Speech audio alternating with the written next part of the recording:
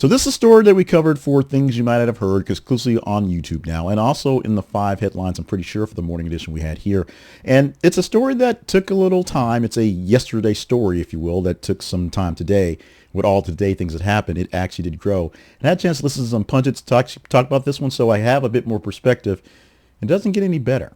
The headline for this picture and this story, we wrote as Trump announces 50% tariff on Brazil over Bolsonaro trial and unfair trade.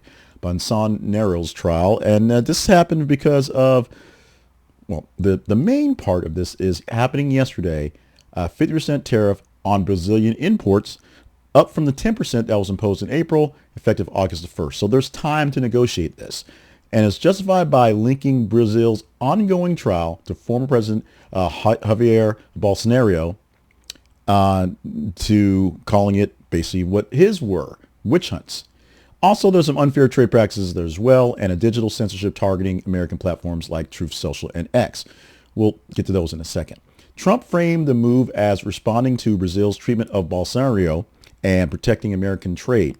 He labeled the Brazil's Supreme Court actions and the digital restrictions as hostile to U.S. free speech rights, even though those are U.S. free speech rights. And he also initiated the trade investigations into Brazil's digital and non-tariff barriers. We'll deeper into the free speech rights, but one of the things that I talked about, back when this was a big deal, when Brazil was essentially shutting off access to X, and Elon Musk was fighting that battle, which he had a right to fight because of a company.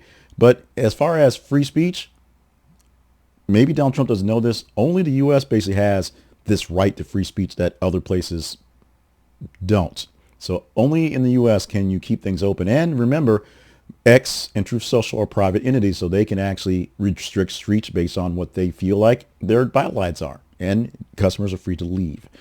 The problem here is that President Lula, the actual president of the nation of Brazil, is denouncing the tariffs as unfounded and interference and pledged reciprocity with other tariffs and things going forward, and domestic laws dealing with United States goods and peoples as well.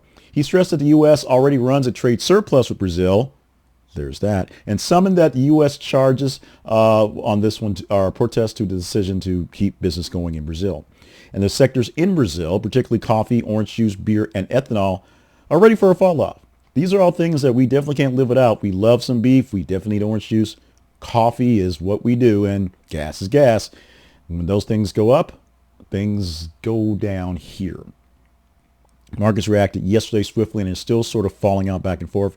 The Brazil's real weakened over 2%, and shares of Embraer and Petrobras, who are big stocks there, dropped as well. Economists warned that tariffs are economically unjustified, given the bilateral surplus that we actually run, and set a risky political precedent by mixing trade policy with judicial criticism, which is the actual point. Donald Trump, what I've seen from the pundit saying is, not only can he control the world, he can now control the world. Tariffs are an economic burden based on where you are. You use it to make things a little bit better for you when there's cheaper goods out there to make things equal. Or, as Donald Trump does it, because everything's a nail, it's big old hammers. Now, the fact that he's using this not so much to sway a political thought process, get more people towards capitalism, love us some Americas, get those penguins to, buy MAGA hats, but to show that he has support for another autocrat in another nation. And these crimes are 5-10 years old, that they're pretty much there, but the actual prosecution of it has taken a while to get him here, is a big deal.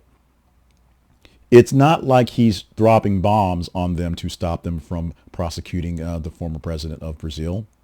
That would be obvious.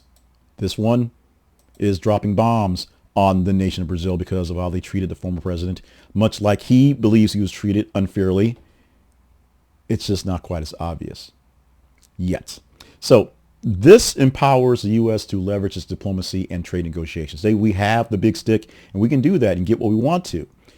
And it's not fair because it's going to raise prices on beef and coffee, which sucks. But also, there's actually an imbalance where they have a surplus. They're actually doing well in trade with Brazil. Brazil loves us, and they're doing well in the numbers. And so we're going to basically punish them on how they're treating their politicians. We're not trying to overthrow this government. This is not Iran or any place like that. But yeah. Trade tactics, one used as a way to show he's big and strong and good at business, which is wrong because they don't really work that way. And trade tariffs used as a political cudgel on other people's politics when we should kind of be sticking our nails in our own business is another thing. Upcoming weeks will test the legal checks. The BRICS nations, which Brazil, Russia,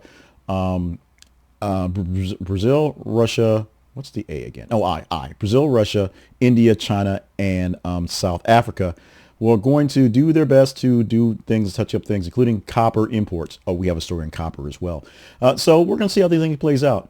As the BRICS nations try to do their best to get some sway in other places, Donald Trump is doing what he can to push the sway away from us. It's just how he does things. And apparently the way he thinks tariffs work, but not exactly how the tariffs work.